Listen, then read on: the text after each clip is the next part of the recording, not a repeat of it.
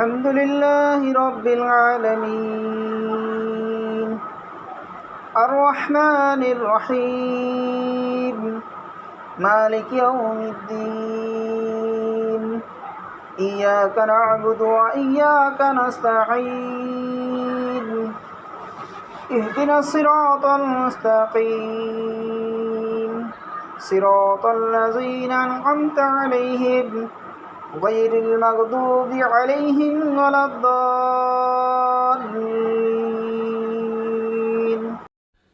আসসালামু আলাইকুম প্রিয় বন্ধুরা, স্বাগত আমার ইউটিউব চ্যানেল জামানত টিভিতে।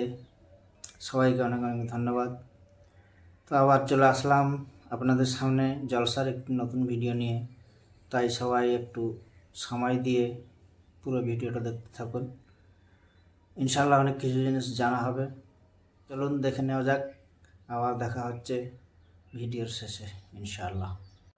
أعوذ بالله من الشيطان الرجيم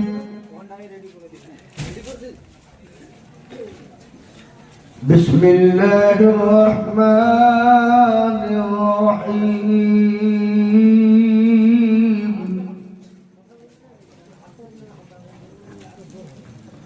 الحمد لله رب العالمين الرحمن الرحيم مالك يوم الدين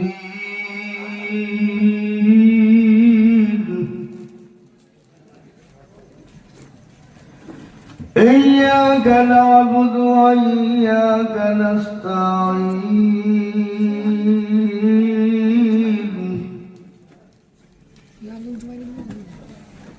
اهدنا الصراط المستقيم صراط الذين أنعمت عليهم غير المغضوب عليهم ولا الضالين.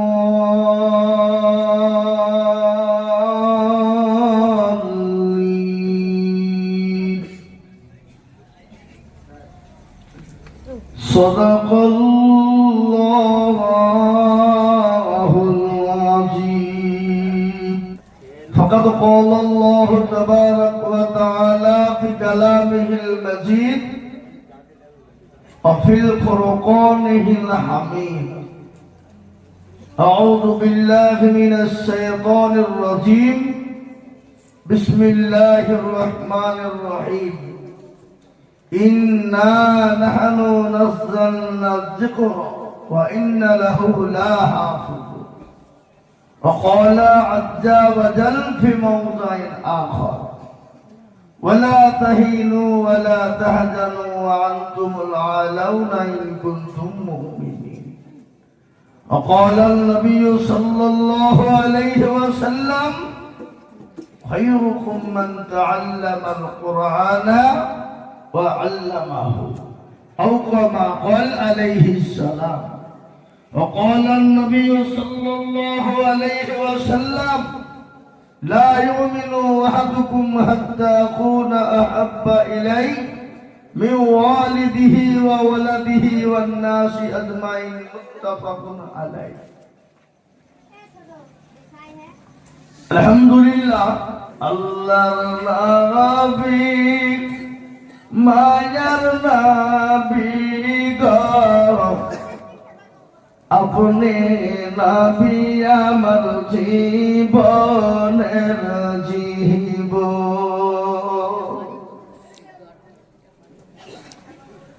আল্লাহর নবী মায়ার নবী গো আপনি নবী আমার জীবনের জীবন। আপনি আমার জীবন সাথী অন্ধকার খবরের বাতি আপনি হইলেন নির্দুনিয়ার ধন। আল্লাহর নবী মায়ার নবী গো আপনি নবী আমার জীবনের জীবন। अपनी रहमत आलमीन अपनी उम्मतेर जामीन अपनी रहमत आलमीन अपनी उम्मतेर जामीन अपनी हইলেন গুনাহগার উম্মতের আপনজন আল্লাহর নবী মায়ার নবী গো আপনি নবী আমার জীবনের জীবন দেখিয়া আপনার মাঝে যা ভাগ্যবতী হইলেন খাদিজা দেখিয়া আপনার মাঝে যা ভাগ্যবতী হইলেন খাদিজা সোফা দিলেন জীবন যৌবন আল্লাহর নবী মায়া নবী গো আপনি নবী আমার জীবনের জীবন আলহামদুলিল্লাহ তো মজলিস বড় দামি মজলিস বাবা এই মজলিসের চতুর্দিকে দাঁড়িয়ে আছে কারা ফেরেশতারা যখনই মজলিস শেষ হয়ে যাবে ফেরেশতারা চলে যাবেন কাতর মরে জালসা হচ্ছে এটা মনে হয় আল্লাহ জানেন না নাকি আল্লাহ নখদর পরে নাই আছে একটা রাস্তা দিয়ে যদি পিঁপড়ে চলে যায় ও পিঁপড়ের খবর কে রাখে আল্লাহ আর এত বড় একটা জালসা হচ্ছে মাদ্রাসা দুটো ছেলে হাফেজে কোরআন নুরানি কায়দা থেকে পাস করে সবাই এখানে নুরানি কায়দা আলিফ বা থেকে শুরু করি নাকি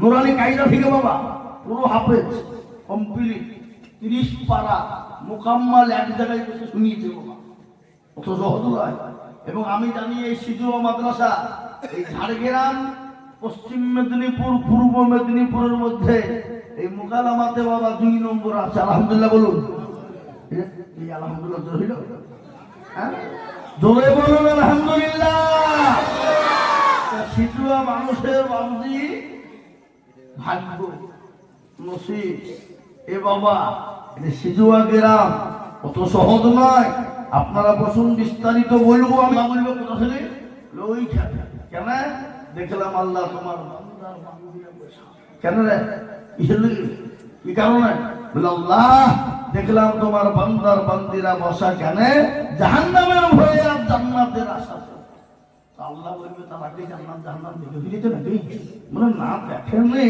তাহলে যদি দেখতে পেত আল্লাহ যদি দেখতে পেত তো দুনিয়ার সমস্ত কাজ ফেলে দিয়ে তোমারও কোনো কামে লিপ্ত হয়ে যেত আল্লাহ বলে শোন ওই মজলিসে যারা বসে গেল আমি আল্লাহ তাদের পিছনের গুনাহগুলোকে ক্ষমা করে দিয়ে তাদের জাহান্নামকে হারাম করে দিয়ে জান্নাতকে ওয়াজিব করে দিলাম জোরে বলুন সুবহানাল্লাহ আর তো জোরে বলুন না সুবহানাল্লাহ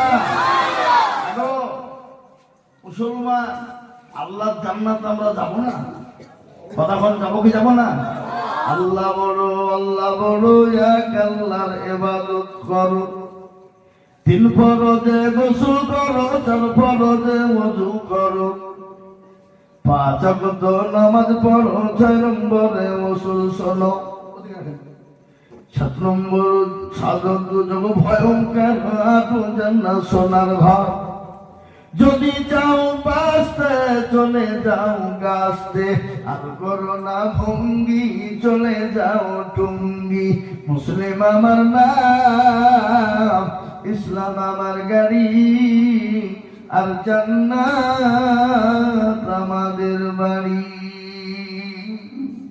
আমরা জান্নাত যাবো তো ইনশাআল্লাহ কথা কখন যাবো না অবশ্যই যাবো আজকে এই সিজুয়ার মানুষকে জান্নাতে ঢুকিয়ে দিয়েছিল টেনশন না কথা এই মুসলমান জগতে সে আল্লাহ এত দয়াবান আল্লাহ আরো একটু শুনিয়ে দিন আমাদের সবথেকে বড় দুশমন কে গো শয়তান আল্লাহকে বলছে আল্লাহ 950 বছর তোমার রাজত্ব করলাম তোমার ইবাদত করলাম, এমন কোনো তোমার হুকুম পালন করিনি তা নয়, কিন্তু একটা কারণ আমাকে শয়তান বানায়নি।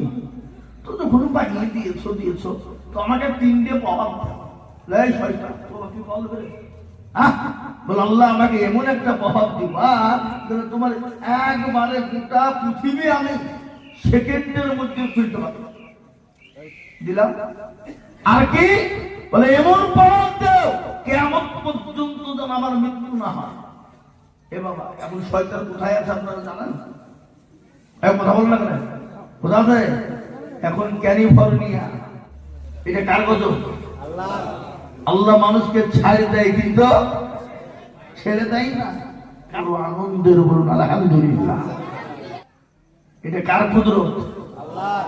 এটা যদি কোন মুসলমান গৃহীত, ওরে আল্লাহ আগুন জ্বালিয়ে দিত নাকি, বুঝে বলেন?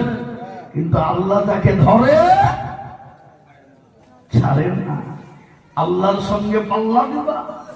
আজকে তাই বলি, ভারতবর্ষের জমিনে আজকে মুসলমানদের উপরে যে মহজুদ শুরু করেছো, করতে চাইছো, মুসলমানরা কত ভালো তার একটু প্রমাণ আপনাদেরকে দিই। এ তো কিছুদিন আগে উত্তরাখণ্ডে বাদি কি মেলা হলো? কুম্ভ মেলা। কুম্ভ মেলায় প্রচুর মানুষ মারা গেছে বাবা, উত্তরপ্রদেশে। আমাদের দেশেরও কয়েকজন মারা গেছে, আমাদের এলাকায় মারা গিয়েছিল। কিন্তু মুসলমানদের মসজিদকে দখল করছো, মসজিদ ভেঙে দিচ্ছ, অথচ সেই মুসলমানেরাই উত্তরপ্রদেশে মুসলমানেরাই তাদেরকে মসজিদে জায়গা করে দিয়ে তাদের জন্য খাবার থেকে নিয়ে পানি পর্যন্ত যা প্রয়োজন মুসলমানরা বহন করছে। থেকে দেশের কথা বলা, আর তোমরা ওখান থেকে ঘোষণা দিলে 42,000 মসজিদকে আমরা দখল করবো। তোর বাপের মসজিদ? তোদের কাছে কোন ভিক্ষে চেয়েছিল আমরা যে আমাদেরকে টাকা দিয়ে আমরা মসজিদ করবো? বুঝছো? এই যে ছেলেগুলো আপনারা মানুষ করেছেন মাদ্রাসায়, নুরানি কায়দা থেকে শুরু করে নিয়ে হাফেজে কোরআন বানিয়েছেন। আপনারা কোনদিন আপনাদের এই থানা, কোন থানাটা? শালবনী থানা। কোনদিন বড় বাবুকে গিয়ে বলেছেন, এসডিও বিডিও কে গিয়ে বলেছেন আমার সিজিও মাদ্রাসার ছেলেরা খেতে পায়নি 2 কুইন্টাল চাল দিয়ে? কোনদিন বলেছেন আপনারা? কথা বলেন। আপনারা বিল্ডিং করতে পারেননি, বিডিও সাহেব আমাদেরকে একটা বিল্ডিং এর ব্যবস্থা করে দেন, বলেছেন আপনারা? যে জাতি কোন জাতির কাছে হাত পাতে না, সেই জাতির উপর এত আক্রমণ কেন? আজকে মাদ্রাসা বন্ধ করে দিতে চাইছে, অত সহজ নয়। মাদ্রাসা বন্ধ করে দেওয়া যাবে না, কিন্তু মাদ্রাসা বন্ধ করতে পারলো না, তখন ওদের মাথায় টনক তুলে গেল। বাবা কি করতে হবে?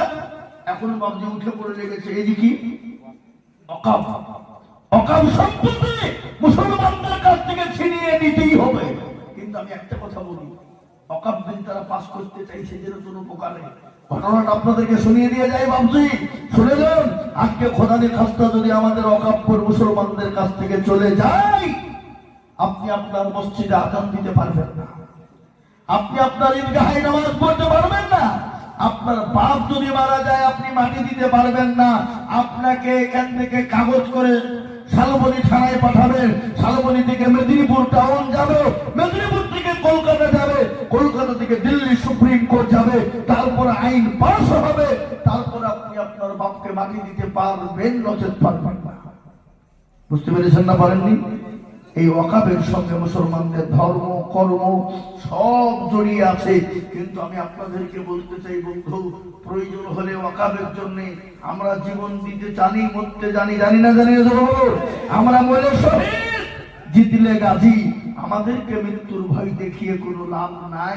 কিন্তু যত হোক, যেভাবে হোক, মাথায় যদি কাপড় বাঁধতে হয় বাঁধবো, কিন্তু অকাব সম্পত্তি কোনো বেঈমানের হাতে আমরা উঠিয়ে দেব না। একবার চিনিয়ে আল্লাহর কাছে হাতটা দেখিয়ে দিয়ে বলুন ইনশাআল্লাহ। তো বন্ধুরা, এই ছিল আমার ভিডিও। আপনারা এতক্ষণ ধরে সময় দিয়ে আমার ভিডিও দেখার জন্য অনেক অনেক ধন্যবাদ, আন্তরিক দোয়া এবং ভালোবাসা। আর আমার ভিডিওটা যদি ভালো লেগে থাকে একটু লাইক শেয়ার কমেন্ট করে দেবেন, আর নতুন হয়ে থাকলে সাবস্ক্রাইব করে নেবেন।